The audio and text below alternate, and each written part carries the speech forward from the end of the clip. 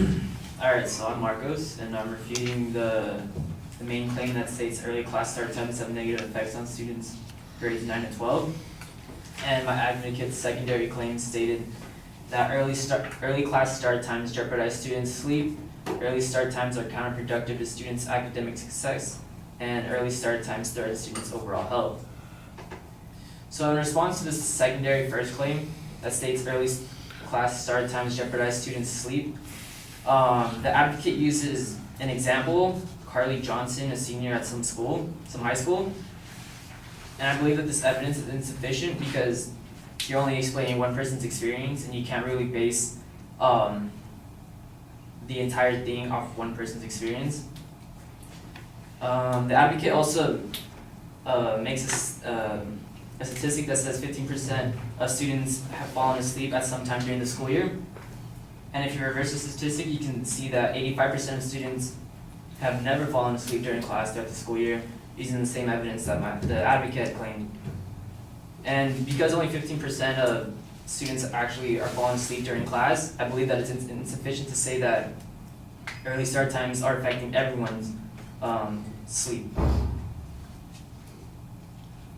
The advocate quoted sleep researchers that claim adolescent teenagers don't usually get sleepy until about 11 p.m. And I believe this is where this is the part that's more refutable, and the question then shifts to whether or not students can function properly without earlier start times. So in essence, instead of making school start later, maybe the kids can go to sleep earlier. And some examples of these are the National Sleep Foundations, which state that there are the teenagers in question, naps average 1.2 hours or 72 minutes, which is well beyond the 45-minute maximum recommended, so that nighttime sleep is not affected. As well as another fact that another fact comes from WebMD that says, fact is eating habits play a powerful role in how well we function on every level. And then the last fact is by Dr. John Herman, Director of Sleep Medicine at the University of Texas, which said that light suppressors, which come from like televisions or your tablets or your cell phones, light suppresses the production of melatonin, which is the hormone secreted at sunset that tells the brain that it's nighttime. So in essence, I believe that instead of pushing back the start times for schools, kids can go to sleep earlier. And then in response to the secondary claim, which states that early start times are counterproductive to students' academic success, I believe that this evidence is weak because there's no source mentioned when the advocate claimed that students perform better in the afternoon based off teachers' observations of alertness, attentiveness, and participation. And then during the advocate's speech, the advocate even said, and I'm quoting her, "This isn't really like uniform evidence." So when the advocate even claims that the evidence isn't uniform, then why are we supposed to accept the evidence? And then in response to the third claim that states early start times threaten students' overall health, the advocate basically explained what happens when children are sleep deprived and the effects that it will cause, but she doesn't really explain the relationship between that and it being caused by early class start times. And then the last thing that the advocate mentioned was a 70% drop rate in car crashes involving students after switching to an 8:55 a.m. start time. And when I researched this statistic, I found out that this was based off of one school in one district and one study.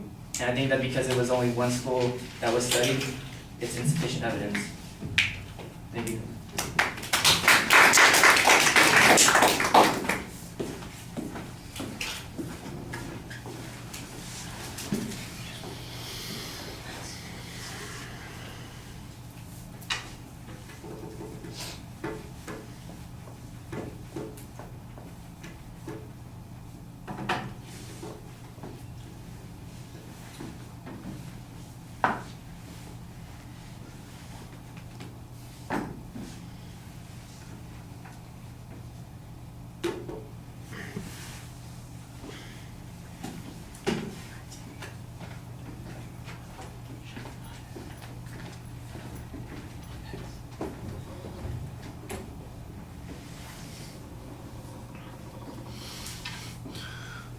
All right, Marcos, all the structural stuff is pretty solid. On the first point, you challenged the adequacy of the advocate's evidence by suggesting that it's a single example. I think that's a reasonable press. One of the things you might point out is how many adolescents we have in high schools, and if we have 10 million of them and you've got one of them who is sleepy, that certainly doesn't seem to suggest that there's a big problem here. I always try and put it into the context of the argument that you're looking at here. I did think that you did a good job with the other part of the information that was followed up on the statistic. 85% don't fall asleep at any given point during the year, which seems to suggest that the vast majority of them are getting plenty of rest. So it's not the issue that the advocate is really talking about here is being all that significant. On the second point, excuse me, you're still on the first point here. There was a little bit of confusion here because I think this happens sometimes. You've got 2 or 3 pieces of evidence that you present, and I have no idea why you're presenting them. I think I could come up with an argument for you, but I shouldn't have to do that. You should be making the argument, the evidence is. So this is your evidence where they say they're taking naps that are too long, they have bad eating habits, or eating habits affect when people go to sleep, or the light from their devices. In essence, the argument is the source of the problem is not the early start time. There are other reasons why people are not getting adequate sleep. The first is that they're taking naps that are too long in the afternoon. If they exceed the recommended amount of nap time, then their sleep patterns will be disrupted at night. Second, their eating habits disrupt their sleep. It's not that they have to get up early, it's that they eat crap late, which makes their sleep patterns a little bit problematic. So you basically have a series of alternate causalities as to why the kids might be sleepy in the day. But you didn't make that as the argument. You just presented this as evidence, and I'm supposed to figure that out. Now, I think I can figure out that that's what you're trying to say, but that's not the way you want it to be from a communication point of view. You need to make the claim and then use the evidence to back up that claim instead of I'll just read information. If you do that in the debates, nobody's going to be able to follow what goes along because you're just presenting data. And then, how am I supposed to connect the dots with that data? So you need to be clear in making those ideas, what your inference is clear. And then on the second point, you challenged lack of citation. That's okay.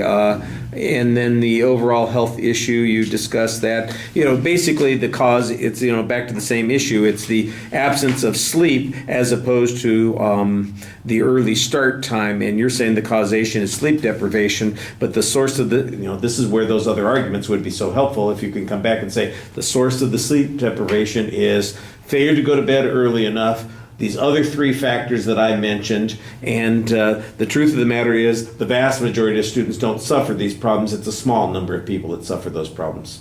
There you go. All right. Thank you.